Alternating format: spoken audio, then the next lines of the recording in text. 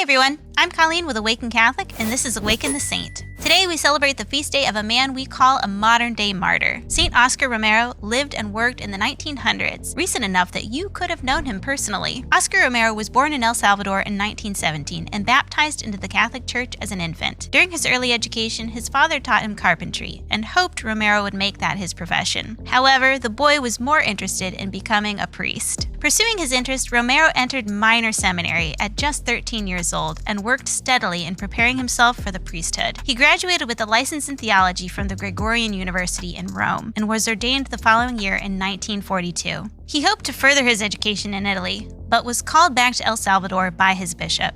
El Salvador had been in a precarious state for a long time. In 1932, thousands of Salvadorans had been executed on government orders in response to protests demanding reform, a horrible event which was unfortunately the tip of the iceberg. Civil unrest only continued to grow, exacerbated by economic failure and military crackdown that prompted tens of thousands of Salvadorans to flee the country. In the midst of this unrest, which in some ways was life as normal to the people of El Salvador, Romero began his humble work as a priest, which continued for many years, primarily in San Miguel. From 1970 to 1977, he went from auxiliary bishop to archbishop, overseeing the region of Santiago de Maria. Not a month after he was made archbishop, one of Romero's close friends and a fellow member of the clergy, Rutilio Grande, was killed. His crime, if you could call it that, was helping to organize a group that assisted impoverished citizens. This death opened Romero's eyes and something changed in him. Suddenly, he recognized the horrific injustice that had been happening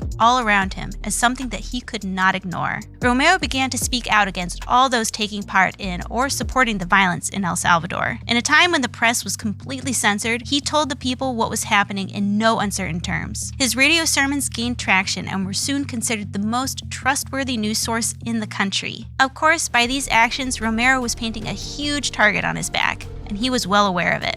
In a magazine interview, he was quoted saying, "You can tell them that if they succeed in killing me, I pardon and bless those who do it. A bishop may die, but the Church of God, which is in the people, will never die." In 1980, while celebrating Memorial Mass, Romero was killed by a single gunshot from a pair of gunmen at the chapel entrance. He was beatified in 2015 and canonized in 2018 after a miracle of healing that occurred following prayers for his intercession. It's a scary thing to speak out against wrongdoing, especially against the powerful and influential. Oscar Romero spent over 50 years quietly accepting the acts of terror and violence that pervaded El Salvador. He never agreed with them, but it wasn't until the last few years of his life that he publicly denounced them and paid the price. We too are called to find the courage in ourselves to speak the hard truth. St. Oscar Romero, pray for us.